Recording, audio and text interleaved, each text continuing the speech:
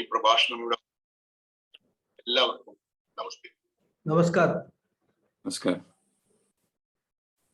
ഓം വക്രതുണ്ഡ മഹാകായ സൂര്യകോടി സമപ്രഭ നിർവിഘ്നം കുരു മേ ദേവ സർവകാര്യേഷു സർവദാ. ഓം ശ്രീ മഹാഗണപതയേ നമഃ. ഓം ശ്രീ ഗുരുഭ്യോ നമഃ. ഹരി ഓം. സദാശിവസമാരംഭാം ശങ്കരാചാര്യ മധ്യമാം അസ്മദാചാര്യ പര്യന്താം വന്ദേ ഗുരുപരമ്പരാം. അസ്മദ്ഗുരുഭ്യോ നമഃ. श्रुतिस्मृतिपुराणानामालयं करुणालयं नमामि भगवत्पादं शङ्करं लोकशङ्करं. शङ्करं शङ्कराचार्यं केशवं नारायणं सूत्रभाष्यकृतौ वन्दे भगवन्तौ पुनः पुनः. ईश्वरो गुरुरात्मेति मूर्तिभेदविभागिने व्योमवद्व्याप्तदेहाय दक्षिणामूर्तये नमः. ओम श्री मेधा दक्षिणामूर्ति स्वामिने नमः. ओम सहनाववतु सहनौ भुनक्तु सह वीर्यं करवावहै तेजस्विनावधीतमस्तु मा विद्विषावहै. ओम शांति शांति शांति. हरि ओम श्री गुरुभ्यो नमः.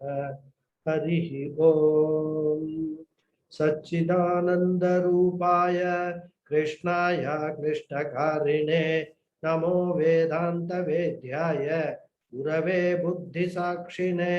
कृष्णद्वैपायनं व्यासं सर्वलोकहिते रतं वेदाब्ज भास्करं वन्दे समाधिनिलयं मुनिं. सहस्रमूर्ते पुरुषोत्तमस्य सहस्रनेत्राननपादबाहोः सहस्रनाम्नां स्तवनं प्रशस्तं निरुच्यते जन्मजरादिशान्त्यै. Namaste once again, all of you. So we are seeing this shloka, the third shloka, Yogo Yoga Vidam Neta Pradhana Purusheshwarah Narasimhavu Sriman Keshava Purushottamah. And in the last Namaskaram. Namaskaram. We saw this Pradhana Purusheshwarah, this Nama, we saw it in great detail. And in fact, we went into a discussion of Sankhya Yoga. Because these words, Pradhana and Purusha, are terminologies which are used in Sankhya Yoga. Then I explained to you also what is the difference between Sankhya Yoga and Advaita Vedanta. All those we have seen in the last class. So what we need to actually come to the understanding is that He is the Lord. He is the Lord of both Pradhana and Purusha. Purusha here, the meaning we have taken is Jiva. Because earlier also in the previous sloka also we saw the word Purusha, and Adi Shankara gave 4 interpretations to the word Purusha in that. If you remember, that this word, this Purusha is a word, is a very, very wide, connotation. So many meanings are there for this word Purusha. So here in this context, Pradhana and Purusha, when it comes together, we take Purusha as the Jiva, because he's talking about he is the Ishvara of Pradhana and Purusha. Pradhana being Ishvara easily can be understood because Pradhana for us is Maya. So he is Ishvara of Maya, understood, because Maya has a dependent existence on Ishvara. Purusha, in one context, it means Brahman only. So he cannot be, the Lord cannot be Ishvara of Brahman. Well, Brahman is the ultimate Lord. So that is why here Adi Shankara interprets the word Purusha as Jiva. So then it makes sense, Purusha and Jiva, Purusha and Maya is the Ishvara of both of them. And if Brahman, as I was explaining to you, Brahman was merely a Brahman like what the Sankhya Yoga people claim he has no role to play, a mere limitless consciousness, that's it. Then the question of creation of this world, there are many questions related to the creation of the world. How this world came about, how Maya can create this world on its own, all those questions come. So there is some power. It may not be exactly a physical power, but there is some power which triggers this entire creation by Maya, which is the material cause, right? And that is an apparent power, and that is why this entire world is apparent. Vedanta's conclusion or conclusion of the Upanishads, especially when we read Mandukya Upanishad and all, is that what these names and forms that we are seeing in this world, they are mithya. They are just appearances. Just like in a magic show, the magician makes so many things appear. They don't really exist, rather, from the actual, existence point of view. They exist only from the appearance point of view. So this apparent power of Brahman is used by Maya for creating this apparent universe or apparent world. And actually, when we analyze the world also, anything that we analyze, every material object can reduce itself to something other. Fine, and it can go back to its cause. That cause, which again was an effect, can go back to its own cause. So this creation is a series of cause and effects. And at this point in time, what we are experiencing and what we are taking it as real is the final effect. At this point in time, the final effect. Now, that final effect will go, if it can go and merge into its cause. But the cause also is the effect of some other cause. So like that, if we go on backwards, folding up all the effects into their respective causes, eventually we will arrive at Brahman. Because at that stage, it cannot be further reduced to anything. Brahman cannot be reduced to anything. That is the ultimate, rather, the consciousness. Consciousness, you cannot reduce it to any other thing. Because if we try to do that, then it will become, a sort of a what they call infinite regression. It will go on and on. If Brahman had a cause, then the question will be, what is the cause of that? So Brahman becomes an effect. Then Brahman has a cause, but then that cause also will have to have its own cause by which it will become an effect. So it will go on and on and on, and it will turn into an infinite regression without reaching any conclusion.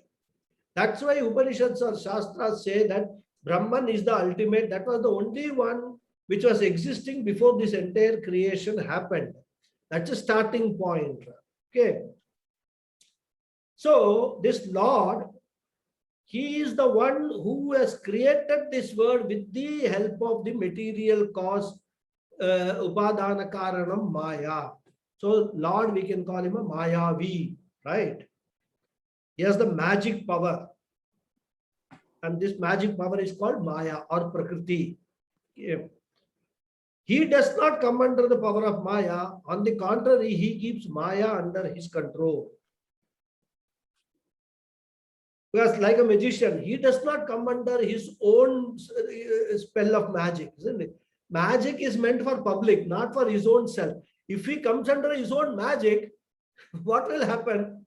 Suppose he is having some stick in hand, which he converts it into a snake, a poisonous snake for the public. And if he really comes under his own magic, he will just feel that he is having a snake in his hand and he will be scared. In fact, he will throw that snake and run away. Isn't it? So the magician does not come under his own power, spell or his own magical power. His power is for the other external people. Similarly, the Lord does not come under the power of the magical power of Maya. Maya is meant for people like us. Okay. Once he comes under his own power, a spell of his own power, he cannot do any magic. Right. So with the power of Maya, Brahman becomes Ishvara. As we said, Maya, Brahman plus Maya is equal to Ishvara. When we say Ishvara, we are talking about Saguna Brahman.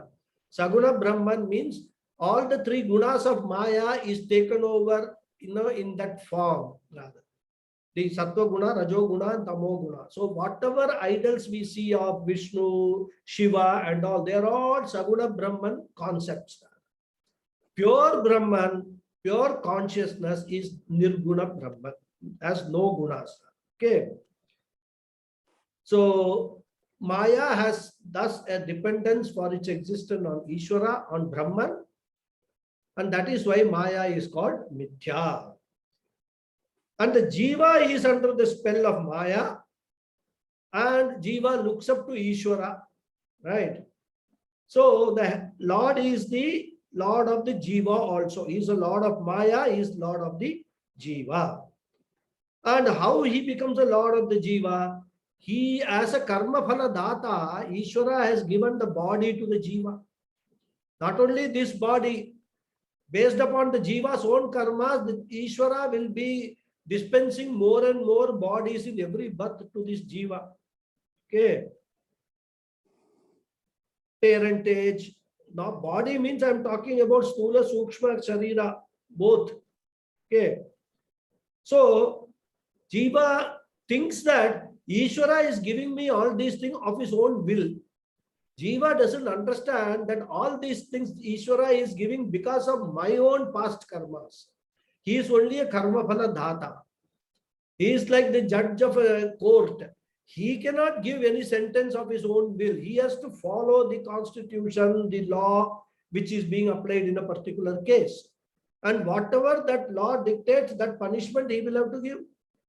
Judge cannot say that, okay, this fellow is looking very good, so I will give him a mild punishment. This fellow looks like a rogue, so I will give him a hard punishment. He cannot, have those subjective judgments. Similarly, Ishvara is a karma phala data, and that karma phala he gives based upon our own karma phalams, our own karmas. But Jiva has a total misunderstanding. He thinks that Ishvara is giving us all these things. So he looks up to Ishvara for this. So by that also he becomes the Ishvara for the Jiva. Right? And even for moksha, if the Jiva has earned enough punyam in the past janmas and the Jiva has attained a fair degree of chitta shuddhi, then moksha automatically follows. If at all there is any obstacle, the prayer, the Ishvara, minor obstacles he will be able to remove. If at all, if he is able to do that. But even moksha also is Jiva's own earning only rather. Okay. But then because of his dhatritvam, because he is the dhata, he is the one who is dispensing. And that's why in the court we say, my lord, right? They take the judge to be the one who is dispensing justice. And they are all at the mercy of the judge. That's what we all feel. But the judge knows what exactly his role is. Lawyers know what their role is. Okay. So anyhow, so that is why he is the Purusha, Ishvara of both Purusha, the Jiva, and also Maya, the Prakriti. Right? Pradhana. So the Lord is Purushasya Pradhanasya cha Ishvaraha. Lord of both Pradhana and Jiva. Then the next nama is Narasimha Vapuhu. Narasimha Vapuhu. Narasimha Vapuhu means the one who has got a body of a man lion. Nara and Simha. Vapuhu means body, physical body, right? Adi Shankara explained, Narasya Simhasya cha avayava yasmin lakshyante tad vapuhu yasya sa narasimha vapuhu. Very simple Sanskrit Vigraha Vakya, Bahuvrihi Samasa. So he explains that. Narasimha vapuhu, the one who has got a body of lion and man, where some parts are of a human being and some parts of the body are of a lion. And this is a Saguna Sakara form of Brahman, okay, of Ishvara. And this name, as we all have read in the Puranas, is based upon an avatara of Mahavishnu. Right? In an avatara, the Lord assumes a particular form for a particular purpose. We must understand the difference between the avatara of Bhagavan and the birth of a jiva. So, Lord Vishnu, in his role as a Sthiti Karta, the one who is sustaining this entire creation, who sustains the dharma and all things related, connected with the dharma, he is required to assume certain forms at certain points in times in each yuga in answer to the prayers of the people. And this is called an avatar. So when people keep on praying, they are so much afflicted with so many problems, so many difficulties because of the unprecedented rise of adharma in this world. All dharmic people who are prayerful, who follow our the dharma way of life, they all start praying to Ishvara. Please save us, please save us. And then Ishvara takes birth. Take birth is not a correct expression. He takes an avatar. Right? So that is in response to the prayers of the bhaktas, Ishvara takes the avatara. So here, he has taken the avatara in the form of a Narasimha, that is half lion, half human being. Narasimha avatar. Now there is a story which is there in the Purana. Many of you will know, but for those who may not know this story, I will just briefly narrate the story. Prahlada is the son of Hiranyakashipu. Hiranyakashipu was an Asura. Asura means who is opposed to Sura, Devatas. That means we have seen the word Asura, I think, earlier also. So he is a person who actually he rejoices in giving trouble to others. Instead of blessing others for their welfare, this Asura revels in giving trouble to all others. So Prahlada is his son, and this Asura, because of this Hiranyakashipu, because of his power, he has conquered all the worlds, and he has assumed that role. He thinks that no, he is inconquerable. Nobody can defeat him. And in fact, in that process, he actually goes and he gets a boon. I will talk about that boon little later, what kind of a boon he gets. So he has become that all-powerful ruler. And he has made a rule that in this kingdom, nobody should take any other name of any other god or lord or any Bhagavan other than his own name. So if anybody wants to do Sahasranamam Archana, Hiranyakashupave Namaha, Hiranyakashupave Namaha. This is what 1,000 times they have to say Archana. Okay. Nobody can take any other name, especially Narayana, Hari, and all that. Completely banned. That was what the rule of Hiranyakashipu. Now his son Prahlada was born to him.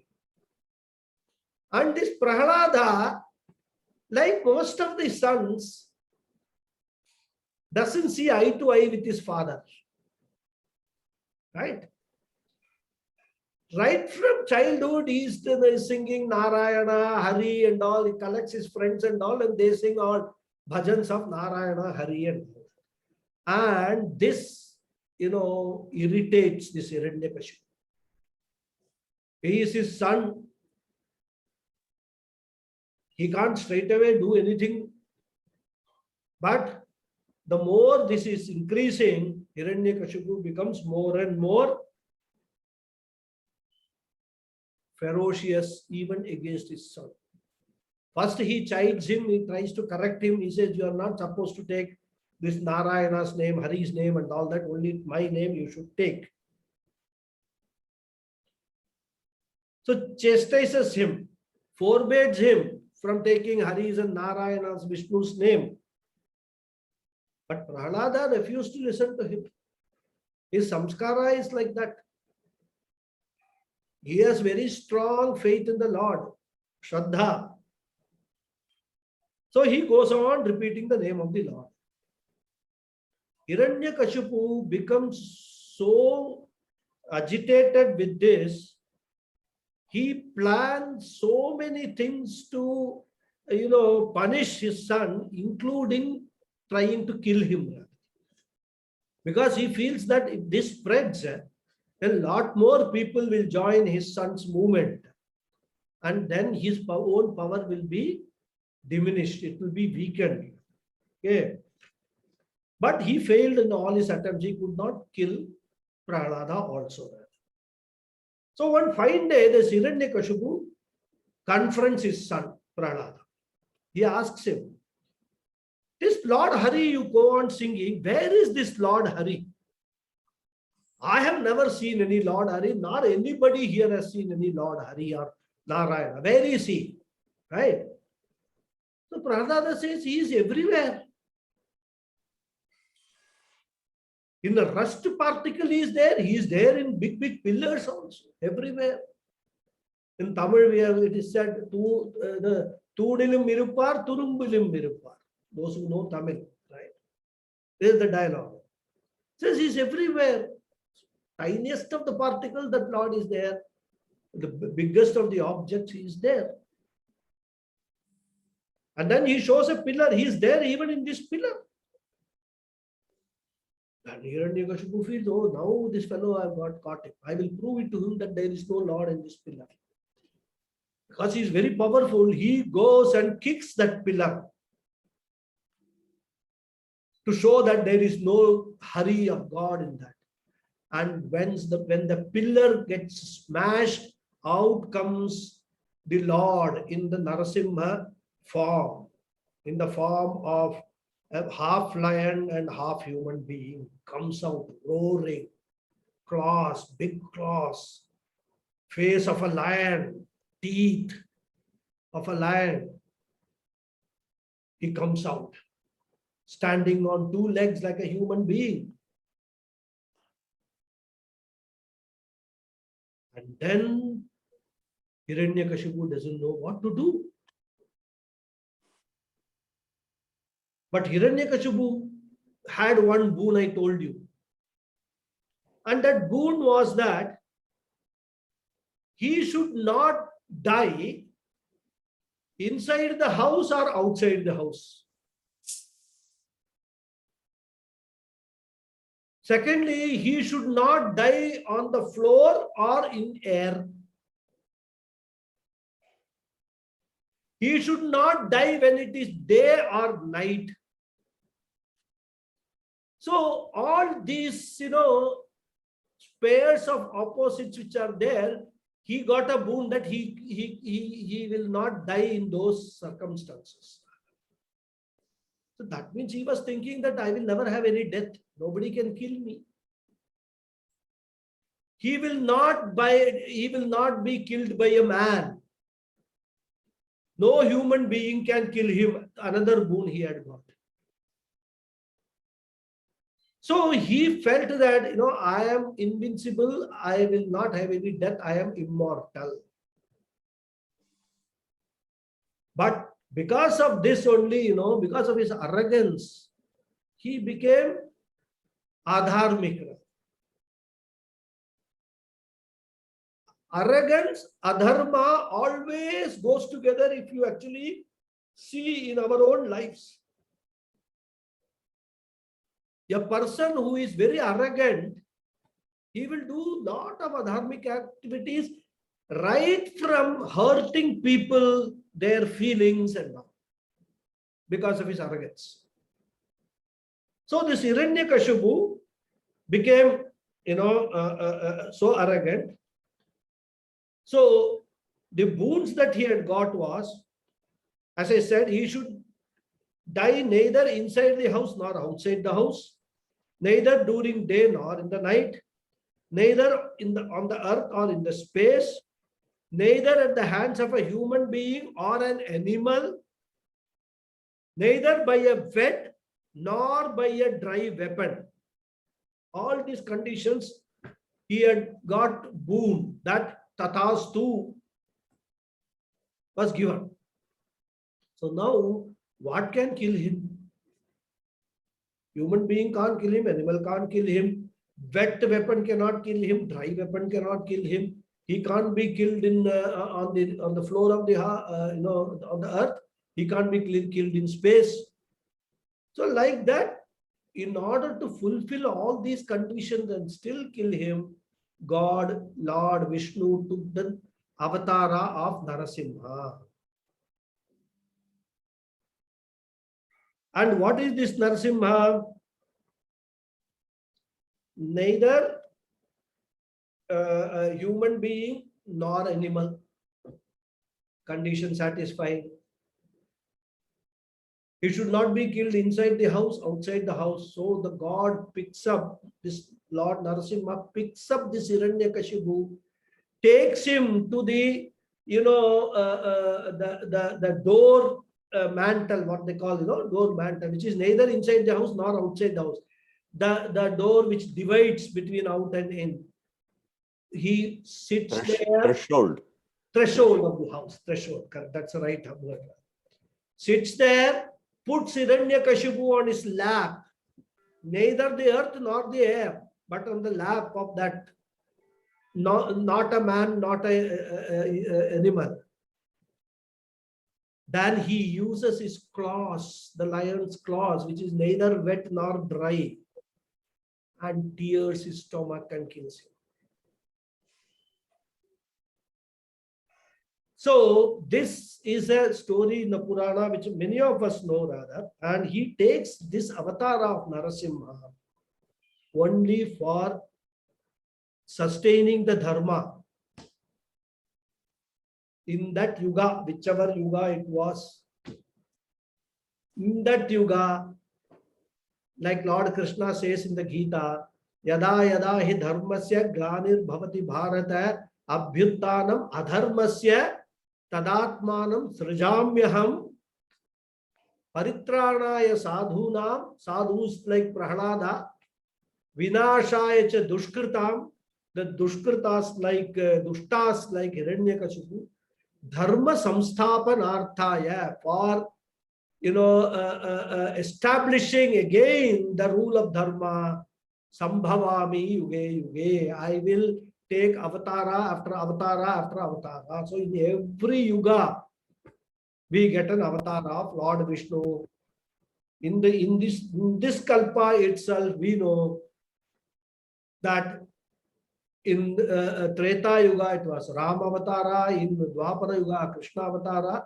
Kali Yuga adharma is not yet become so bad probably, even though we may feel that lot of adharma is going on, but from a Lord's point of view, he will still give enough, I would say, enough rope for people to correct themselves and become dharmic. Only when it becomes totally impossible.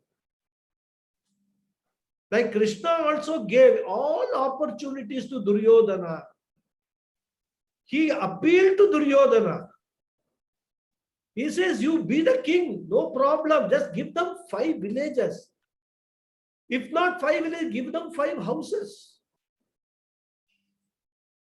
And Duryodhana's adharma was that he said, I won't give anything. And that is when Krishna felt that now this adharma has gone. Now this Duryodhana and company will have to be destroyed. All those who are on the side of Duryodhana, we have to make this Bharat Duryodhana Mukta Bharat. That is what Krishna took the pledge. But again, because of the promise he had given, he could not fight. But he made Arjuna the Nimitta to fight the war. And then finally, Dharma was established. Okay. So this is the story of Narasimha. Because Jiva, gets a body because of his own past karmas, as we have seen. And when the karma is exhausted, the Jiva dies. The prarabdha karma is exhausted. He dies, actually not dies. In fact, the Jiva quits this body to take up another body. Okay. And this cycle of birth and death continues. Okay. That's why he's called a samsari. Samsriyate iti samsari. Moving from one body to another body to another body. That is called samsara. Right. To get out of this samsara, knowledge is necessary. What knowledge? Self-knowledge.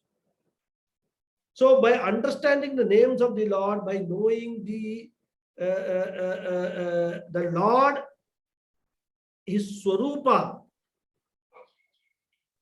and the individual jiva are one and the same. The swarupa of the Ishvara and jiva are one and the same. By understanding this, by getting the knowledge of this oneness, one will be freed from this samsara, from this cycle of births and deaths.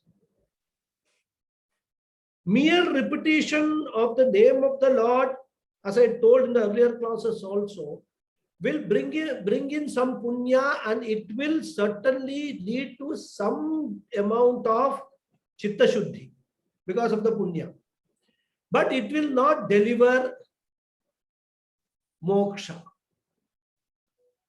Only when we actually meditate on the names of the Lord with full understanding of the names, we will attain that degree of chitta shuddhi, which will be required for us to have this understanding of oneness of Jiva and Ishvara.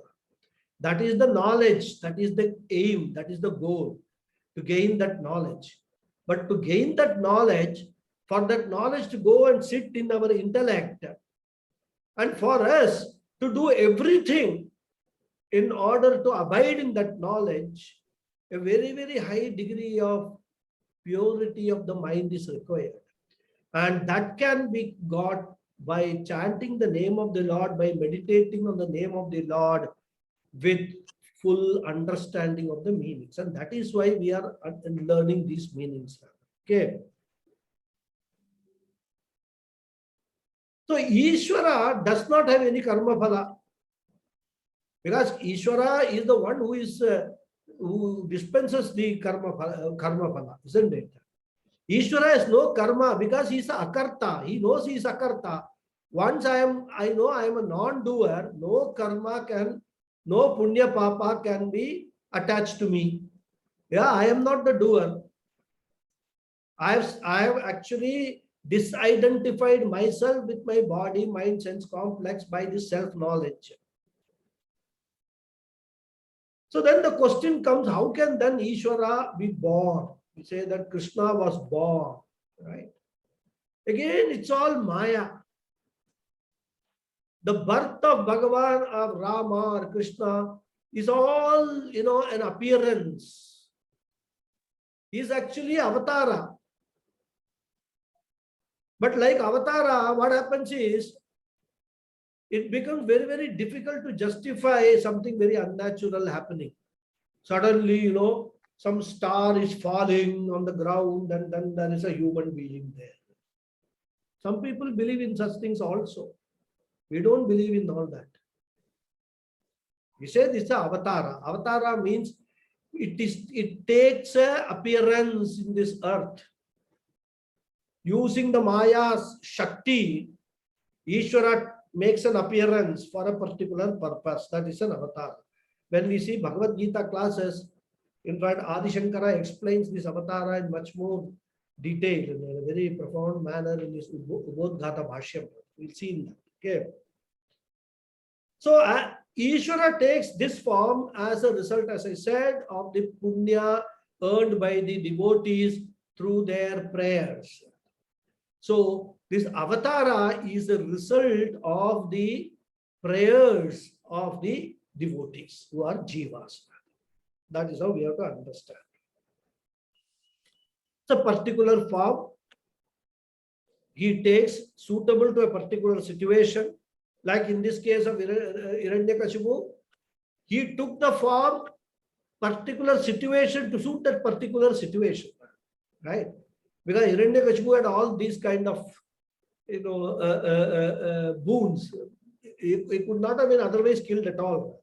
So this is how it is. So the avatara is called a janma, but it's a divya janma, a divine birth.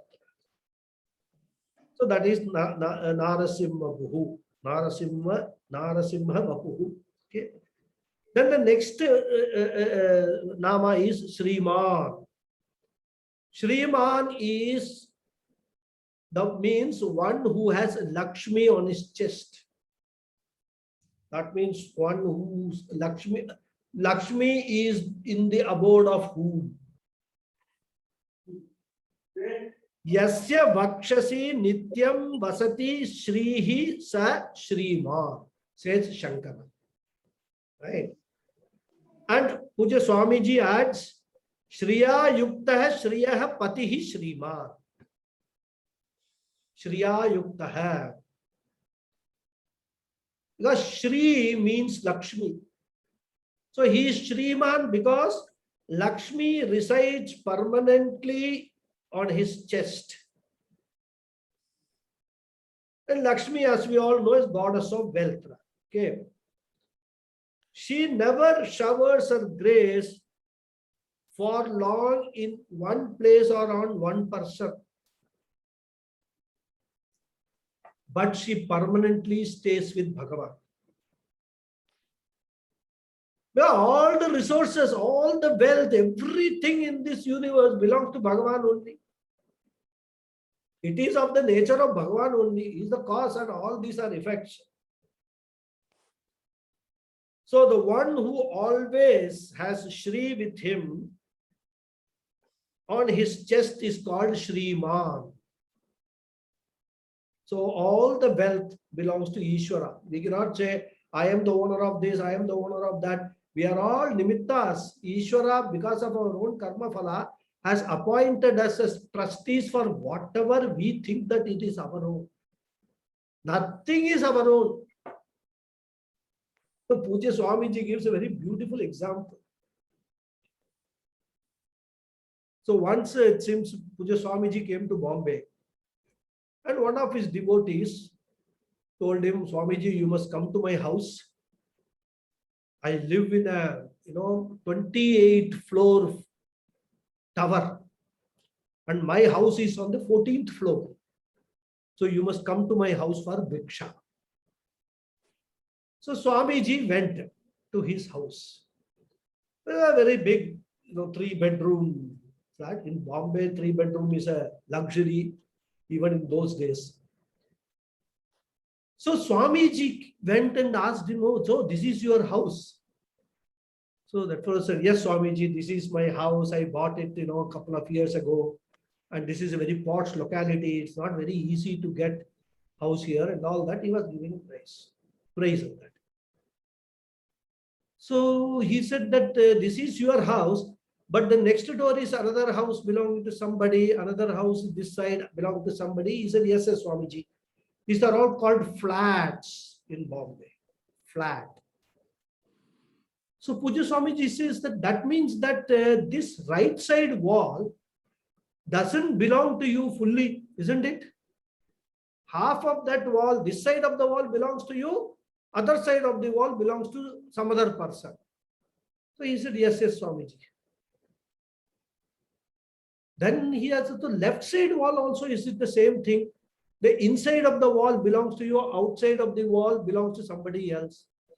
Because it is it is in another flat. So he said, yes, Swamiji. Similarly, the ceiling of this house, which your house, that ceiling also is the floor of somebody else.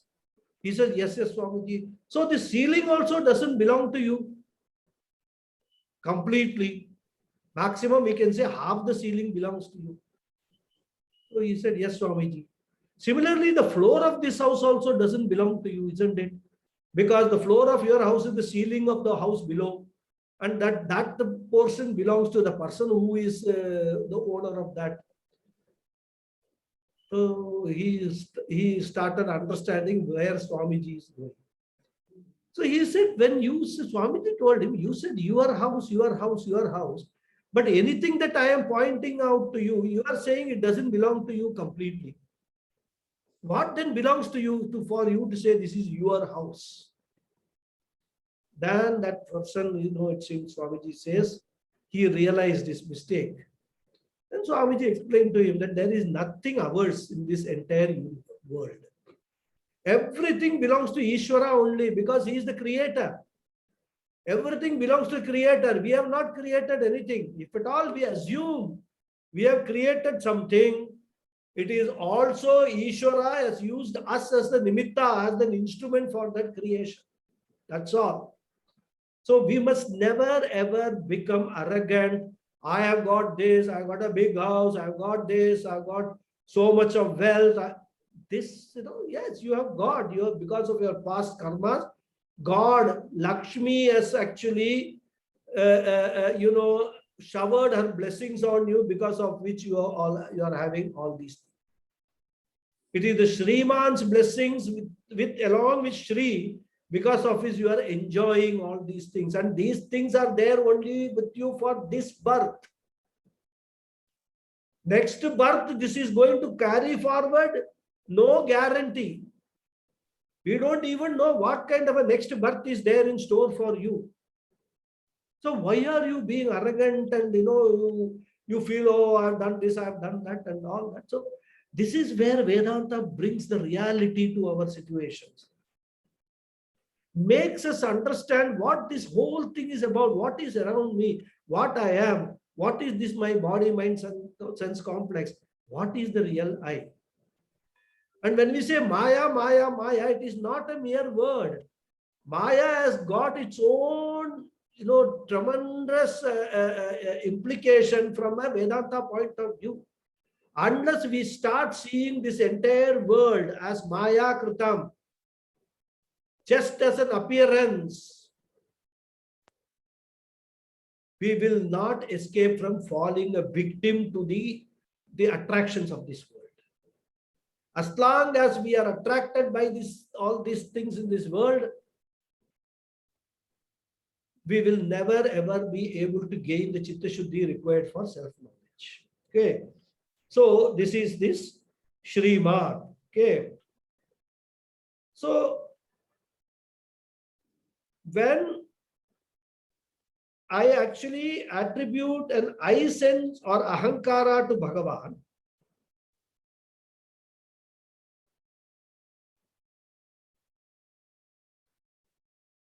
that I sense, we have to give a location where it is. And that is why it is said chest, heart. Well, normally we say that even for jivas, the Atma is there in the heart. Heart means not the physical heart, but it is a subtle heart. There is a space, Hridaya Kasha, it is said. That is where the Jivatma resides. Okay. So when we say Shri is actually residing in the chest of Bhagavan, what we mean is that Shri is occupying the heart space of Bhagavan. He used this, I have given my heart to somebody, like that. Bhagavan has given his heart as though to Shri, to Lakshmi. So it means that there is no difference between Lakshmi and Ishvara, and that is Lakshmi and Parameshwara. They are one, because when we say there is no difference between Jivatma and Paramatma, because Paramatma resides in our heart.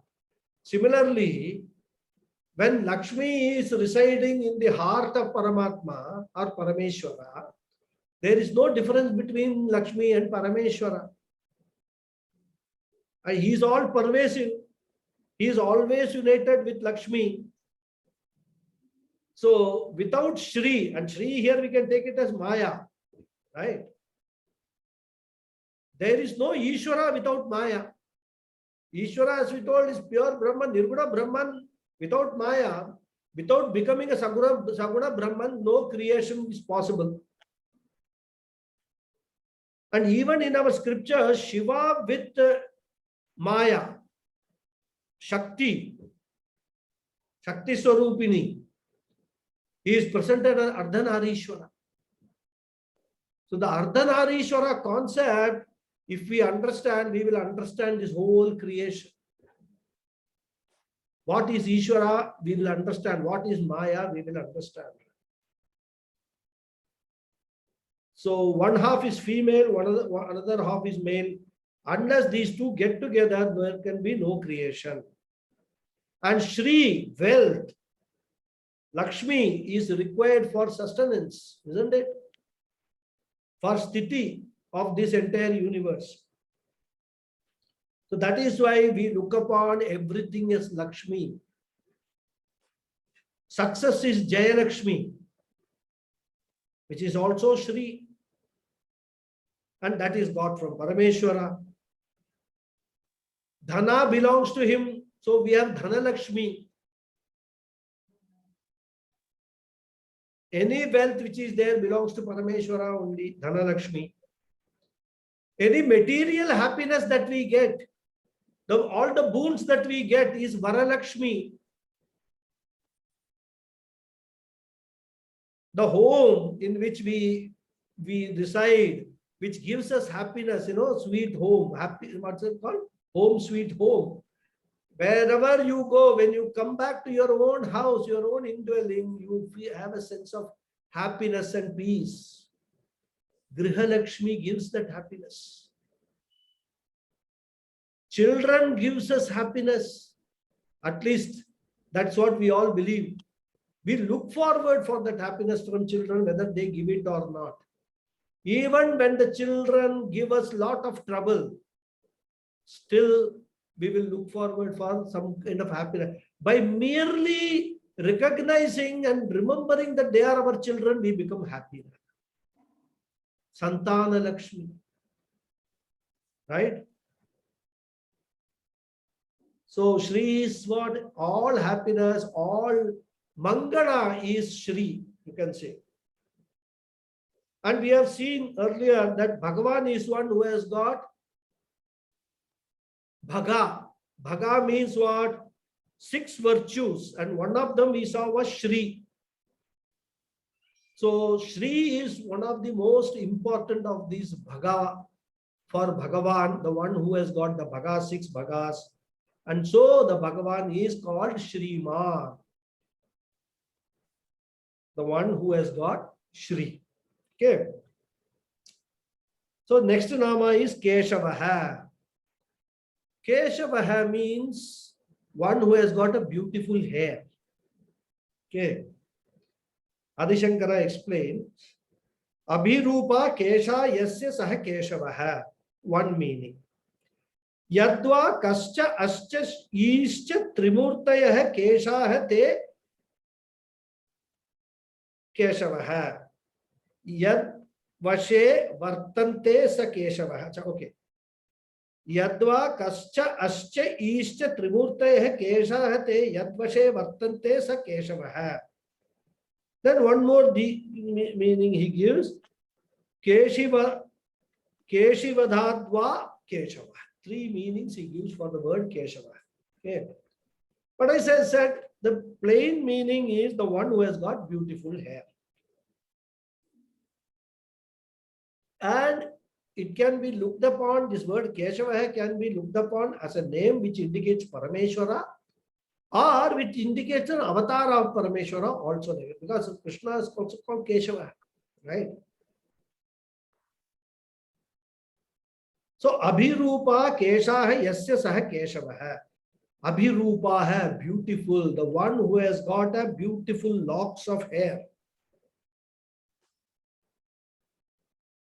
You can visualize Ishvara, not someone like me. He has got beautiful locks of hair. Okay. And here, when we say Keshava, if we actually visualize Lord Krishna, the way he is, described in the Puranas, Bhagavata Purana and all, beautiful locks of hair, Keshava. So Sri Krishna is a particular form of Lord, was an avatar. So once a form is given, then it acquires a saguna, all the and attributes, and a saguna aspect, and also the attributes. So the form with the attribute helps us to visualize and relate to the Lord. Because we cannot, whenever we are saying Nirguna, how do we relate to Nirguna? There is no form, so how do we relate? So the saguna form is very much essential for us to relate to the Lord. But we must know, we must keep at the back of our mind, the saguna form which we are relating is a Maya form. It is an appearance. It is not the real form of Parameshwara. The real form is unlimited, limitless consciousness only. That's what we have to keep on reminding ourselves. So here, the visualization is of Sri Krishna with beautiful locks of hair, and the name Keshava indicates that. So there's the first one, where he said Abhirupa Kesha Yasya Keshava. We can visualize Lord Krishna, and then his beautiful locks of hair, and that is one meaning of Keshava. Alternatively, he says Kascha Ascha Ishcha Trimurtaya Kesha. And this is something which is a beautiful thing in our scriptures. The letter Ka stands for a Brahmaji. The letter A stands for Vishnu. And Isha is Rudra. So these three, creation, Brahmaji, sustenance, Vishnu, and withdrawal, or what you can call the resolution, Rudra.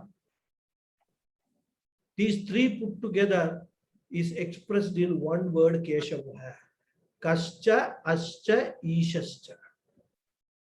This is Shankara's brilliance. He brings out somewhere. All these are out there in the scripture. These definitions are there. And he connects them. Keshava is this.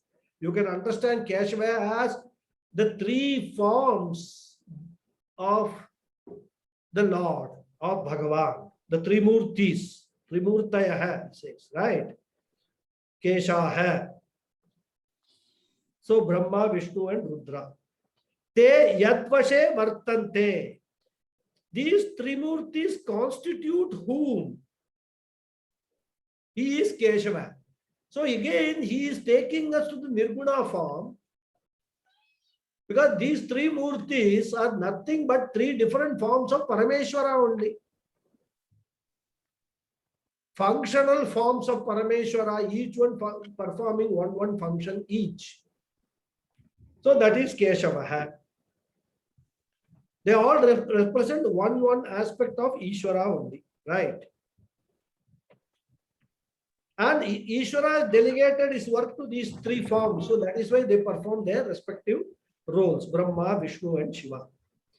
Then he says, Keshivadhatva Keshavaha. He is also known as Keshava because there was an Asura called Keshi. That Asura was killed by Lord Krishna.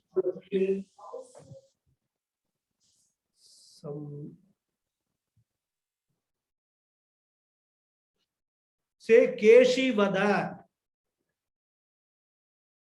So that Keshi Asura got killed by Sri Krishna, and because of that also he is called Keshava. And for this Adi Shankara quotes one shloka from Vishnu Purana. Yasmat Vayaisha Dushtatma Hatah Keshi Janardhana Tasmat Keshava Namna Tvam Loke Kyato Bhavishyasi. Vishnu Purana, it is told Krishna is being blessed because you have killed. So this is a sloka recited by Narada. Narada tells Krishna, because you have killed this Dushta, this Keshi, Asura, you will be known as Keshava in this world, in this universe, hereafter. That is how Krishna got the name Keshava. So that meaning also Adi Shankara brings it here. So Keshava can be taken as the name of the Parameshwara. Keshava can be taken as the one with beautiful locks of hair, or Keshava can be taken as that mighty form who killed this Keshi Asura. So these three meanings Adi Shankara brings into this word Keshava. Next word is Purushottamaha. That's the last one, but I will not have time to finish it. I'll just start it, then we'll continue in the next class and then go to the next sloka. Purushottamaha. See, the word Purusha keeps on coming, isn't it? We have seen the previous Purusha, here also Pradhana Purusheshwara, here Purushottamaha. Purusha is all through Vishnu Sahasranamam, right? And that is why, this Purusha Suktam starts with, it's called Purusha Suktam. Sahasra Shirsha Purusha. So there it is that Purusha is the entire totality is being referred to as Purusha. Ishvara, Parameshwara is being referred to as Purusha. Anyhow, so Purushottamaha means Uttamaha, the foremost, exalted among men. Here the meaning is, Adi Shankara takes a different meaning. Purushanam Uttamaha Purushottamaha. Purushascha Asau Uttamascha Purushottama. That is a Sabasa he gives. Karmadharaya, the derivation of the word Purushottama. In fact, this word Purushottamaha is an exception in Sanskrit language. It's a special word. And for those who are interested in Sanskrit, it needs to be expressed because this kind of a samasa, Purushascha Asau Uttamascha Purushottamaha, can be made only for the word Purushottama and for no other word. That is the beauty of this word, and it involves a little bit of Sanskrit grammar, which Puja Swamiji has explained very nicely in his commentary. So what I will do is, I will start the next class with the explanation of this word, Purushottama, from the point of view of grammar, and then we will see the meaning also. Okay. Hari Om Purnamada Purnamidam Purnat Purnamudachyate Purnasya Purnamadhaya Purnameva Vasishyate. Om Shanti Shanti Shanti. Hari Om Shri Gurubhyo Namaha. Hari Om. Thank you all very much. Namaskaram. Thank you. Namaskaram. Thank you, Guruji. Thank you, Guruji. Thank you. Hari Om, Guruji. Yo. Thank you, Thank you, Guruji. Raghu. Thank you very much. Thank you. Namaskaram. Thank you. Anybody has any questions or any clarifications? Anything anybody wants? just one, nothing to do with the class, but I Uh-huh. just want to know the photograph which is there behind you. Is it Lord Dhanvantri? This one, Ah, yes, yes. this is Ganapati, Lord Ganesha, Ganapathy. Ganapathy. It is not Bombay is very. one of the Bombay's, the Ganapathy festival. This in Bombay, they have got all these pandals, big pandals. Yes, yes, yes. They make special murtis of Ganapathy. Bombay, Pune, and all. It is very very huge festival, which is coming now next month. Yes, yes. So this is one of the photos somebody gifted me of one of the Ganapathis from some pandal. I don't know which pandal it is, but it is a murti of Ganapathy. Okay, okay. Yes. Somebody asked, I think Padmaji asked whether it is Hayagriva. Looks like Hayagriva also. That. Yes, from far, Yeah. I have to really Looks like close and Hayagriva see. also. Yeah. From So far, it looks like Dhanvantri or I agree. Yes. anyhow, he is Thank there you. behind me supporting whatever I am doing. Yes, yes. So that's a big support. Good. Thank Okay. you very much, sir. Can we close? Thank you very Okay. much. See you next Sunday. Hari Om. Thank you. Yes. Hari Om ji. Thank you. So,